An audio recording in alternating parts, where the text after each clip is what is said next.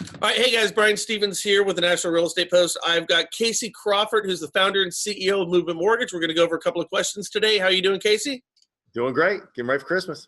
Cool, right on. All right, I'm going to hit you real quick here with a couple of questions. The first one is, you hired a fellow named Henry Santos from the International Business Machine Company, that's IBM, and he's going to be working with you on technology and growth. How's that going to affect Movement Mortgage? Yeah, no, Henry is Henry's a stud. We kind of feel like we got a draft pick in this guy.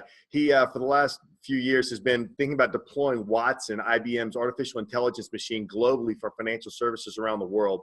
So really has gotten to look at an incredible lineup of tech stack, fintech developers, kind of the new garage bands in fintech, all the way to the biggest financial service organizations in the world, and what kind of technology they're deploying to better serve customers and home buyers in particular. So those last few years have given him a pretty good broad perspective of what's out there. And we're really taking time right now to have the smallest, most innovative fintech companies all the way to the largest providers come to our shop and talk to us about what it is they're doing to attack different pieces of this mortgage process and really think about how we can make the process faster and more efficient for home buyers, the way really technology has done for every other element of our life over the last 7 years, except the mortgage industry.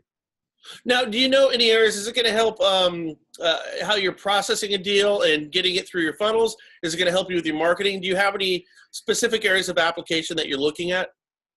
Yeah, so I think very broadly, if you think about anything that would lend itself to kind of stare and compare, repetitive process, the things that people hate, frankly, in the mortgage industry and the job, right. Those are great places to apply machines, to apply robotics, to apply what machines do really well. When we start talking about value-based decisions, we start thinking about creativity and marketing. Those are places where humans are going to play really, really well. So we're looking at everything from the process itself, what goes on with our mortgage process itself, to the analytics with big data to understand how customers are moving through that process and where to interact with them, and what's going to be an impactful way to offer mortgage products to them, all the way to your marketing ideas for how do you attract buyers in this process throughout. They're generally on Facebook and other social networks, giving little buying signals that might not be apparent, but with big data analytics kind of come to light, and really people are self-identifying in ways to let you know they want a mortgage. So you just brought up marketing here. I want to talk about some changes that we've seen. I brought marketing to the marketing guy. Let's go. All right, it's true. One of the things that I've looked at over the past month, and we've seen some changes over at the CFPB that we have right now, interpretation of RESPA and enforcement of RESPA is with the Consumer Financial Protection Bureau. We've got Mulvaney, who's put a 30-day freeze on things. He seems to be pulling back a lot. And right now, you can make a pretty good argument that RESPA is dead in the water because nobody can touch it. If nobody is looking at RESPA and we've got a freeze on everything over at the CFPB, a lot of folks right now are looking at going back to HUD's interpretation of RESPA. So with the changes, is that going to affect any of your marketing approaches? It's really not. It really is. RESPA, A2C of RESPA, right, is black letter law. This isn't really, it's not in effect or out of effect, depending on who is running the CFPB. And as you know, the CFPB, in many cases, we're looking back almost a decade to people's practices and holding them accountable for those practices. So I think whoever you are in the marketplace, you better be holding yourself. You better have a very clear view of what you read to be, A2C, how you read RESPA, and how your company's going to interact with that in a very faithful way that's above reproach. And so that's really the stance we took. We really didn't shift a whole lot when the CFPB was enacted, when the leadership came through, and we haven't shifted anything with the leadership changes over there.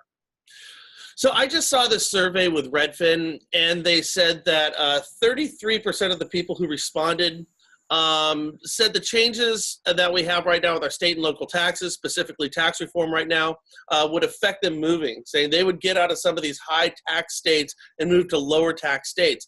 That's a really, really big number. How do you see tax reform right now and the mortgage interest deduction? Yeah, there's so much being said right now about taxes and what impact that's going to have on housing. Some guys will say, wow, hey, this is going to mean a lot of movement, right? Because people are going to move out of those higher income tax states. There's another perspective that says, hey, because the appreciated value of homes is going to have to wait 5 years, right, to realize that tax free exchange, people aren't going to move as quickly because there's going to be a lot of buyers that have need to wait those 5 years in order to take advantage of the tax-free transaction there when they go sell their house and have that appreciated value.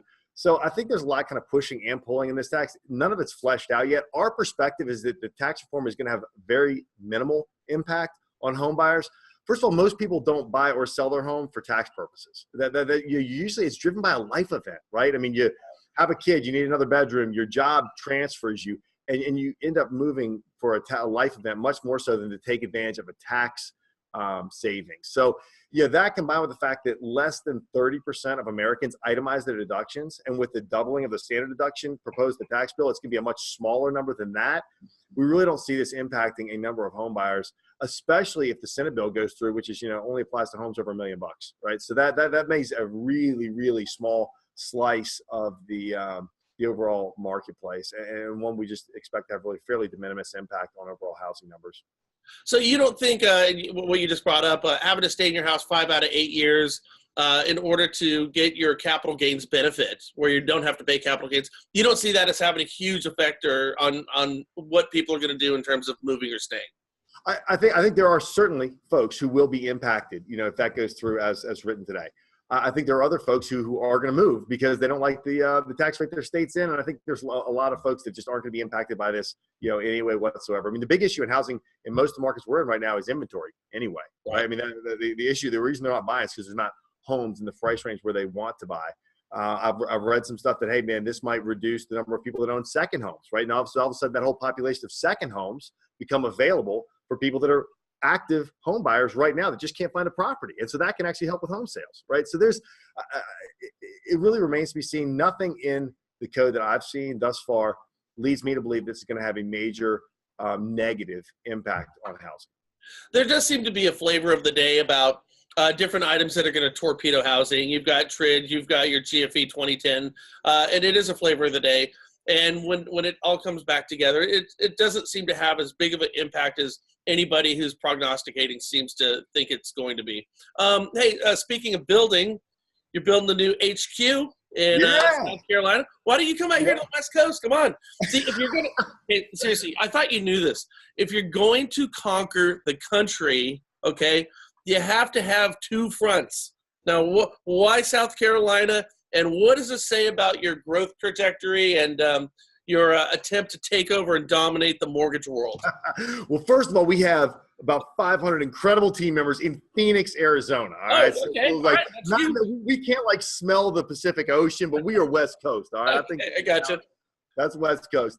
But yeah, Indian Land. I'm right here in beautiful Indian Land, South Carolina, man. It's sunny here as well. And this is, people matter to us and relationships matter. And the more folks we can have in one building locale, man, we've just found incredible synergies doing that. So yeah, we're breaking ground on our second building, going to hold about another 700 team members right here in South Carolina. And we have a lot of just exciting collaboration. A lot of it's with technology that we're implementing and deploying across the company. A lot of that's going to be housed right here in the tech hub of Indian Land, South Carolina. Well, I mean, if you're building a second headquarter, a second HQ, I mean, what about your growth, though? I mean, you're not doing this because we're happy where we're at right now. I mean, you've got a lot of growth strategies. What's going on? Yeah, no, we are still really bullish on the opportunity inside the mortgage space. We grew again this year despite a contracting mortgage space, and frankly, we're seeing a lot of guys fall to the wayside and go out. And we have a very long-term view. Guys always ask, "Are you selling or going public?" They ask that of me, and absolutely not. This is a 30-year game for me, at least, as long as God keeps them around to do that. And so we are continuing to staff and prepare for the market share that guys are taking next year and into the future. And it's been incredibly exciting. I mean, it's been incredible. We were pretty bullish again on American and home buyers, and we think Americans are going to keep wanting to own their own homes. And there's, rates are staying low, and there's a lot of great opportunity to do that. So we're continuing to expand to support the great sales growth we have going on across the United States. I was talking with a guy a couple of weeks ago, and we were talking about the holiday season and how this is the dead season.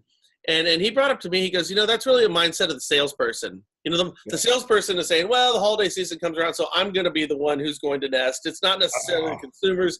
It's me, and we can go ahead and create as much as we want. Nevertheless, the holiday season is we're right in the middle of it. I understand. I heard that you guys have 3 Christmas parties. Oh man, that's a lot. Now, here's what you should be doing, Casey. Again, just a little advice for me. Come on. You should be holding a Festivus party. Remember Festivus for the rest of us. Feats of strength. Yeah. Just like Costanza? Just like Costanza, exactly. We should be holding Festivus parties. I love the holiday season. It's a time to reflect. You're holding 3 parties. I understand you're on your 3rd right now. Tell me what that means to you guys over there. Oh, man, yeah. So, first of all, I'm 100% with you that, man, you got to get your holiday hustle on. Yep. You better not be taking off for the holidays, right? You want to get ahead in 2018, hustle for the holidays, man. Get your holiday hustle on. And you will stand out during these times, right? Because everyone else is having Festivus and Thanksgiving and Christmas and all these kind of takeoff times. So originators out there that are hustling through the holidays are setting themselves up for incredible success in 2018. Down with that 100%. Secondarily, we said, man, don't miss the chance to reflect. Like, don't miss the chance to reflect back on all that you've been blessed with, all that you've been given in 2017, and, man, really have a spirit of gratitude for what has accomplished in this last year. So it's great. Christmas falls at the end of the year, right? So we get to come together as an organization, as a community, and just celebrate, man. Celebrate all the incredible milestones that were reached in 2017, the lives that were touched, the home families we got to help into homes, the teammates that changed their careers, the people we got to pour into, the communities that we get to be a part of in significant ways with our giving, with our outreach, with our foundation. And we get together and celebrate that like crazy, man, at Christmas time. And it's just a really special time of coming together and remembrance, really, for our company, for all that we've been blessed with, and then an enthusiastic look forward in 2018. Sure. We love Christmas, man. It comes together, and people matter. People matter to us, and so we love seeing people's spouses and friends and families bring them into this story and celebrate, what this community's had a chance to do in 17, and think about what it could do even more significantly in 2018. Well, I know quite a few. I have a unique perspective where I get to talk to a lot of loan officers around the country. So I know a lot of people on your teams in different states, and I know where they're at right now with the holidays. And you got a lot of grateful, hardworking people working for you. So you're a pretty lucky guy right now.